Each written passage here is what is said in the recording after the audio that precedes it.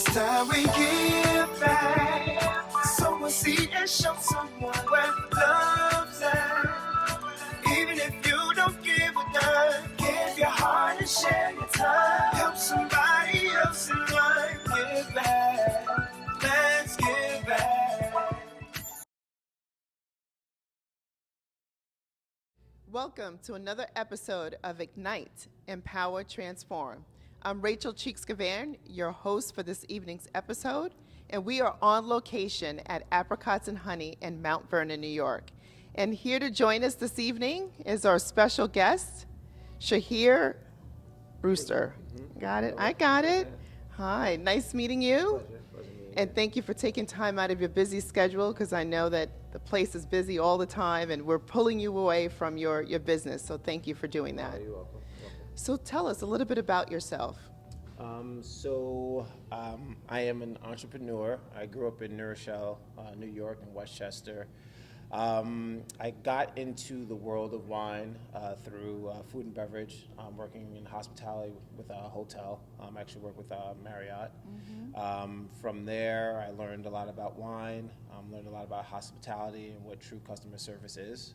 And from there, it became a point in my life where I had to decide whether I wanted to actually stay within hospitality or if I kind of wanted to grow outside of that.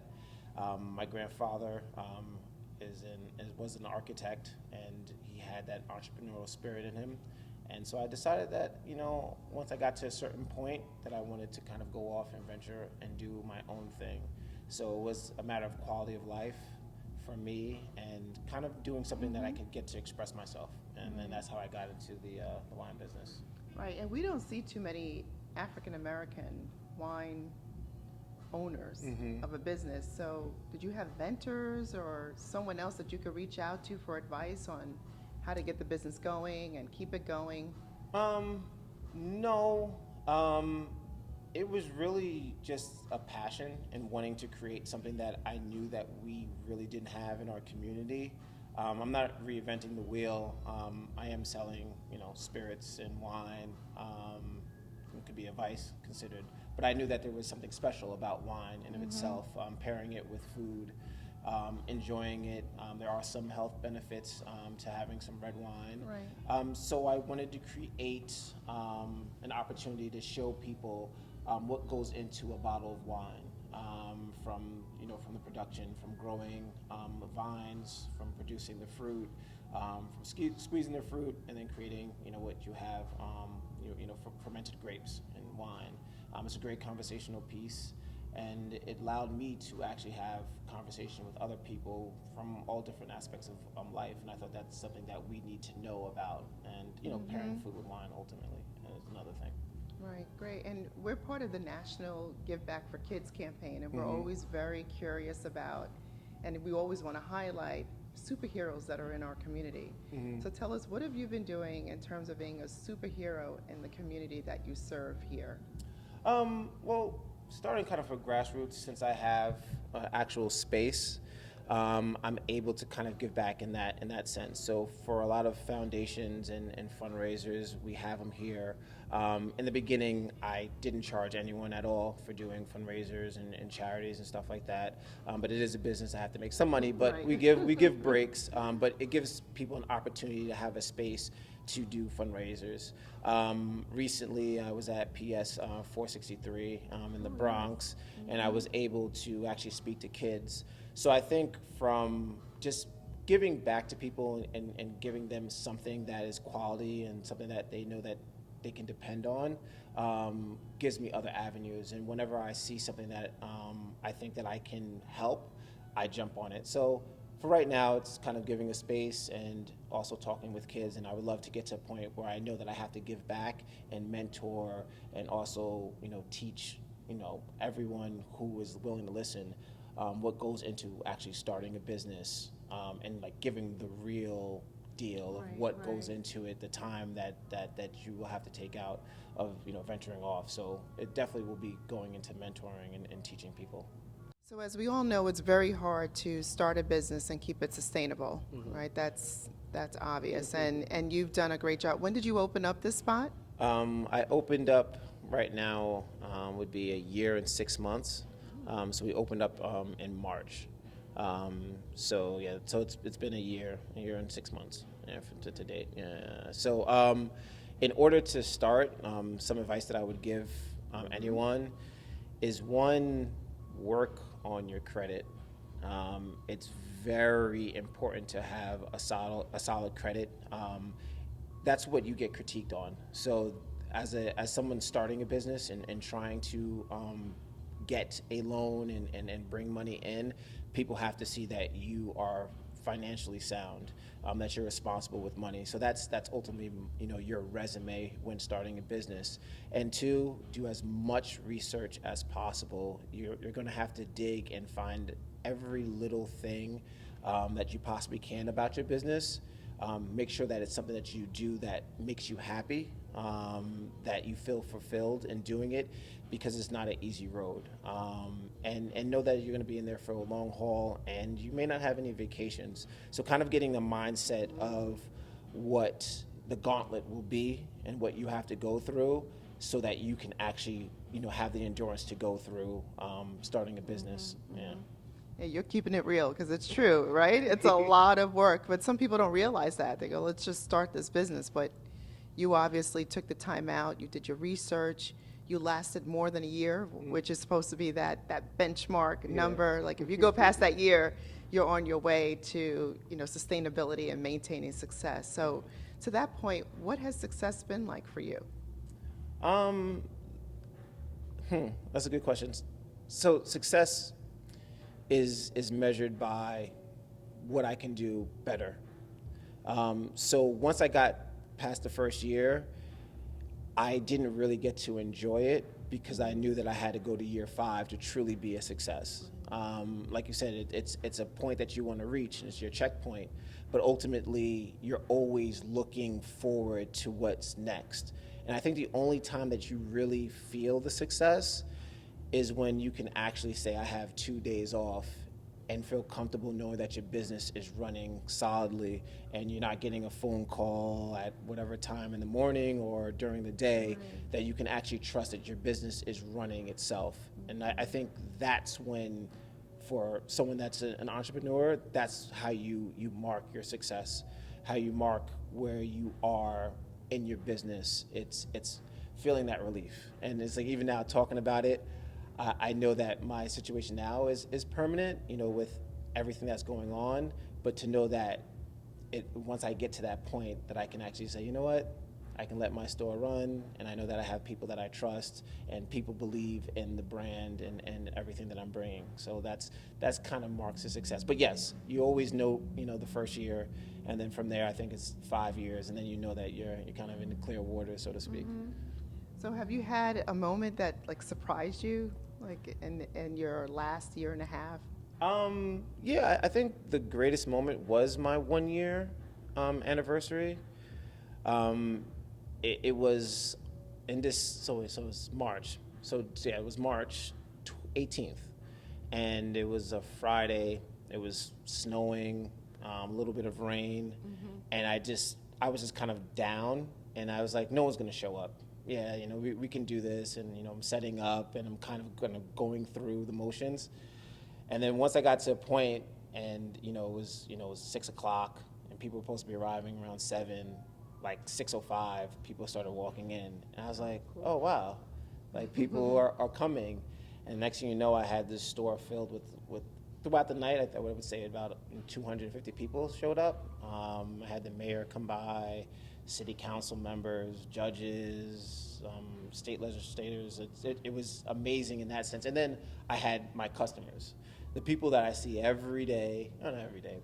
I don't want to put anyone out there, but the people, every day. but people that I see frequently, and that actually support the business, and being able to kind of see them be a part of what I started and created, because it was all a dream. Right. It was a dream, and then it was a vision, and it was a thought. Then it became something I wrote down on a paper and used a pen, and then from there it manifested itself into something that's actually that I can touch. And that part was good. And when I spoke to the people and thanking them, for being a part of my journey, that was a part that I was surprised about, because I didn't really think that I had that much support. Right. You kind of miss it in days because every day kind of runs into the next day. So that was a great moment, Right. in seeing like the support that I have on the 1 year anniversary. Right, that's awesome. That's probably those people you see all the time. So to your point, it was probably more of those loyal customers who really just wanted to come in and support you. These are probably people that come in every day, just to check in and say hello and see how you're doing. Yeah, no, I got a lot of that, and jokingly that night on the anniversary, I said I have a lot more mothers now, because I have a lot of the customers that come in, and the woman would come in and is like, "Are you okay, Shaheer? Did you eat? That's right. I want to Just buy like a me, bottle." that's why I was Yeah, no, and it actually also is one of those signs that tells me that, oh, Shaheer, you're doing something right. And trying to stay consistent. I think that's a part, and if I may say, and not to be not to slight anyone, but as a community and Black people starting businesses, we forget how important being punctual, starting on time, being consistent, and it's hard because like we talked about a little bit earlier. We don't have mentors. We don't have people guiding us and letting us know the small things that we need to do to stay in line and to continuously be a strong force and have a great business. So there's things that I learned and I suffer from, and I'll I always admit, yeah, I was wrong, or I'm not doing this right. And the thing about it is knowing what you're doing wrong, what you're doing right, and having people around you that can check you. And I think learning to be able to take criticism, is it called? You know what I mean? Right. But be able, someone to critique you and you kind of take it in a positive way instead of a negative way, I think is a big thing. But yes, having people that come in and check up on you, gives you that little fight. We're going to take a brief commercial break, and we'll be back with Shaheer Brewster here at Apricots and Honey in Mount Vernon, New York. What if you could invest in the future? The future of kids, like a stock. Not the kind of stock that's about making money, but a stock for social change. A whole new kind of investment called Better Futures. When you invest, it helps kids go to college. Believe in us, invest in us, watch us grow. My name is Sydney, and I'm your dividend.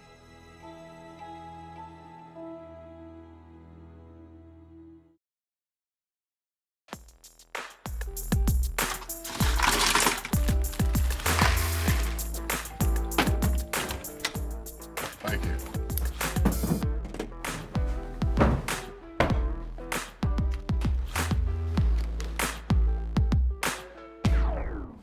You got a king? Go fish! In your face! In your face! It only takes a moment to make a moment. Take time to be a dad today. Shaheer, please tell us, what is your superpower? That's a good question. I think my superpower is love. I think even when I'm describing wine, talking to customers, telling them about events and tastings, I think it's all done with love. I think that's something that I think I allowed to come out now, is love. Yeah, I would say love. That's awesome. And you shared with us what your superpower, but with every superpower, there's this kryptonite that comes into play. So what's the kryptonite for you? Procrastination. Oh. Hands down, if anything, my weakness is procrastination. I think it comes from more of overthinking things, and then it's the fear. I said to my mother a while ago, I think fear is the greatest incapacitator. It will keep you grounded. It will keep you at one place. You won't be able to move. You won't be able to progress. It will just kind of keep you there, and you kind of have to know that fear isn't real. It's something that you drum up in your head about something that may never even happen. But when you have that fear, you overthink things, and there comes procrastination, because now something that you were supposed to get done, you may overthink it, and then that becomes your Achilles heel. So yeah, it's definitely procrastination. I know exactly what you mean. I think I'm right there with you. So can you share with us the pictures that are up here on the wall? I see a number of people up here that I'm sure that they mean something very special to you. So just give us a highlight of who they are and what they mean to you. Yes. So on the wall here, I guess I will start off with my brother. He is my younger brother, but we've always kind of grown, and he played sports. So I was always able to watch him, kind of excel in sports. And I used to think of myself as an athlete in some form or fashion, but he showed me what it was to truly be an athlete and to take the field with some grace and respect. I was kind of more of like a tyrant and a fighter. I used a lot of aggression, but he used his wit, he used his smarts. My grandparents, my grandmother Viola, and my grandfather Blythe from Panama. He was the one that was the architect, and my grandmother, and in this picture, stood right by his side and was always there for him. I think you always need a balance. You do need a support system. And that's what my grandmother was to him. She also was a seamstress, so she did all of her clothes. This is my uncle Brenton Brewster.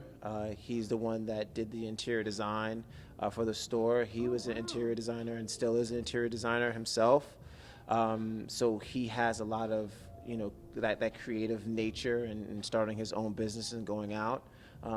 My mother, Barbara Brewster, she was my support system growing up, and she kind of, kept me in line. So she's one of my superheroes. And then we have my grandmother again. There's just always something kind of elegant about my grandmother, and especially this picture. A lot of people go, "Oh, who's that famous person?" I'm like, it's just my grandmother. But she also played a big part in raising me. My uncle Silvano Brewster, he's kind of like one of those like minds. When you talk to him, if you talk in numbers, I think he understands that a lot better. Being an engineer, going to MIT, and working for AT&T, he was part of the team that helped develop the LTE system, which is on your phone now. So he's a brain in his own right. And then my daughter Ava, she actually opened up the door for me to love. Yes, there was love in the house, but love was a lot different for us. Like, I knew that my family was there for me, and I knew that to be love, but I never knew what that warm feeling of love felt like until like having a daughter. That's true. It's something different like when you have a spouse, you're married, and having that love, but it's a different love with your child, and they just kind of break down all barriers. And through her, I like to think my hardcore, cold exterior was strong, but she just breaks that down. You know what I mean? Like, from a simple touch and her saying "Daddy," I was like, all right, what do you want? So she helps me. She's daddy's girl. Yeah, she's definitely daddy's girl. As you can see. And then my grandfather's father, he was a pastor in Panama by way of Barbados. This is my grandmother, Irene. So that piano was used to teach Nina Simone. So her sister, Aunt Kat, taught Nina Simone how to play the piano, because Nina Simone is from Tryon, North Carolina. And then, oddly enough, or a coincidence, Nina Simone actually lived in Mount Vernon for a while. So it's kind of funny how now she's, her picture is here. And then that's my great-great-great-grandmother, Annie Mae McCracken, and she actually freed herself from slavery. So having these pictures and having a reminder of the sacrifices that my family has gone through, the inspiration helped me to create the store. One of the things that allowed and started the creativity was just with the name itself. So coming up with a name, I would sit there and kind of ponder, what did I want to name this store, and what was something that could show something a little bit different than just a regular liquor store. So I didn't think Brewster's Liquor and Lotto was going to be good enough. So after some time, I just kind of thought about things, and then I thought about some wine and what it reminded me of. And some of the wines have tasting notes. So some people get like, blackberries, cherries, tobacco, and oak. So I came up with Apricots and honey. So those are some tasting notes, and that helped me to create, a brand. And it all comes from the inspiration that I have of, from my family of creating things. And so that's how I came about the name, but this is also my inspiration. I love it. Shaheer, thank you so much for sharing a lot of the knowledge that you have around the wine business, especially being an entrepreneur and how tough it can be. And you kept it very real for us. Thank you for that. So now I just want to shift a little bit and just share with me, what was your inspiration to start Apricots and Honey? My inspiration I pulled from several parts of my life. As you can see here, my family is very prominent, and it's a kind of testimony to the past and to the future and of a legacy that I want to fulfill.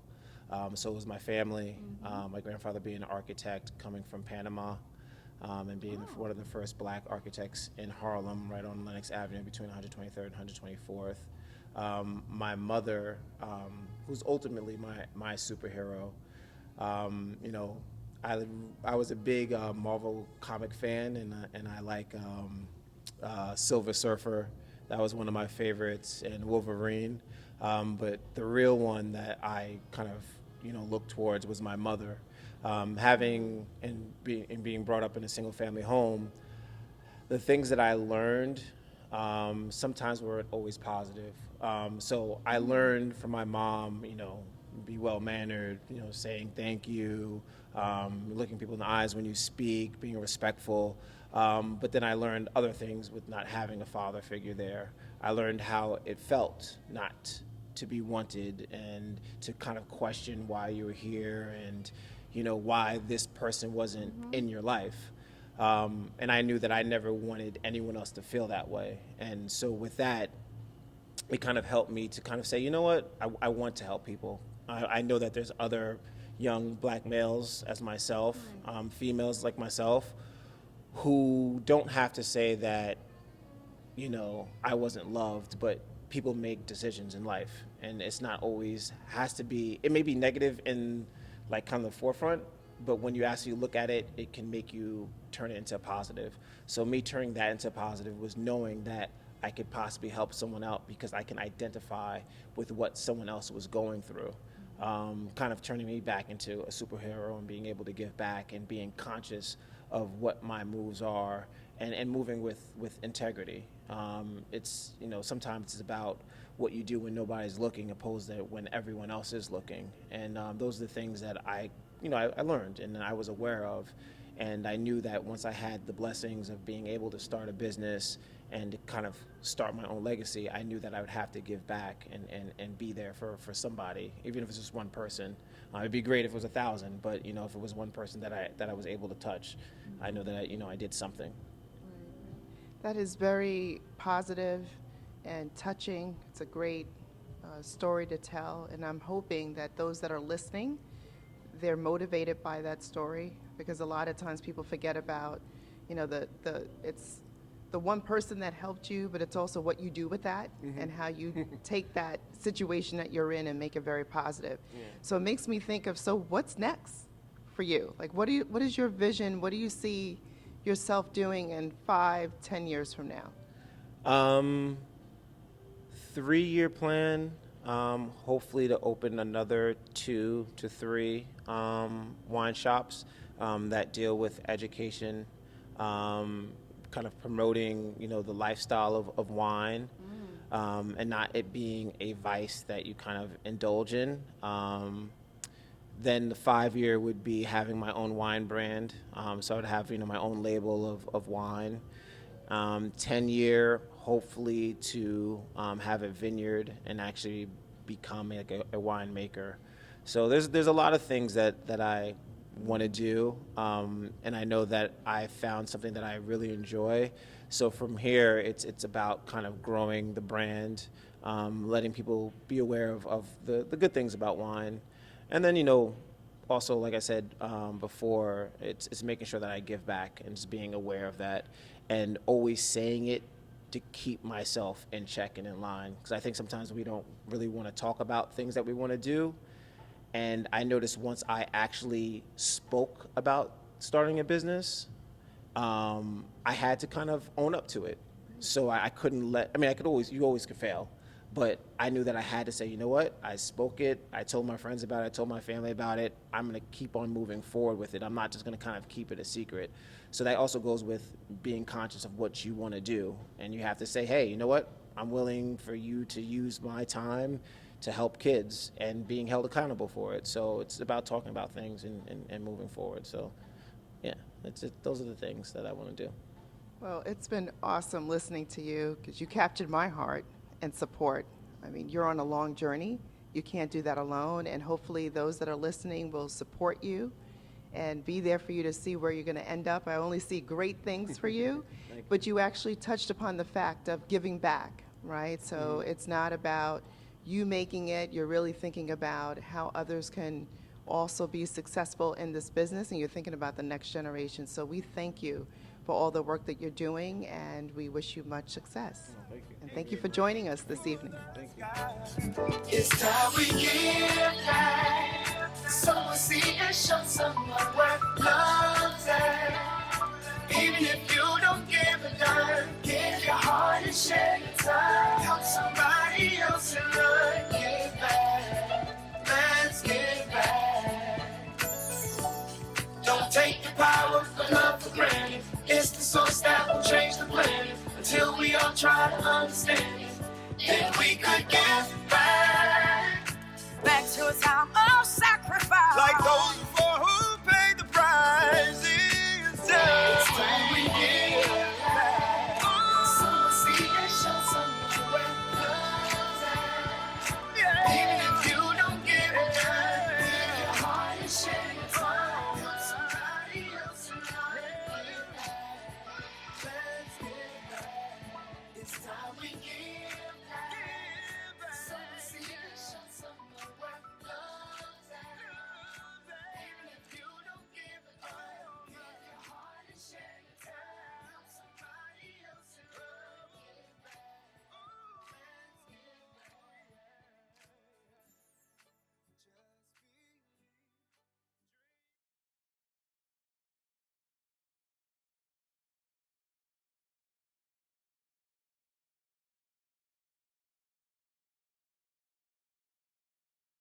When I was in foster care, I never knew when I would have to move, so I always had my suitcase ready to go.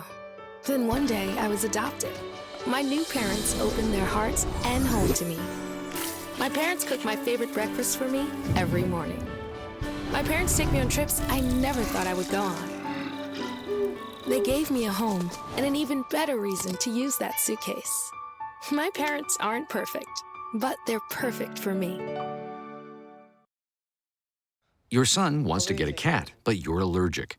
Maybe he could be an outdoor cat that lives in our neighbor's yard, 3 doors down. Mom. You don't have to be perfect to be a perfect parent. Teens in foster care will love you just the same. Hi, I'm your host, Larry V. Stark Jr. I'm your host, Rachel Cheeks-Givan. I'm your host, Hosea James Givan II. I'm your host, Rebecca Givan. Tune in to Ignite, Empower, Transform every Tuesday night at 8 p.m. on BronxNet. Give back. Let's give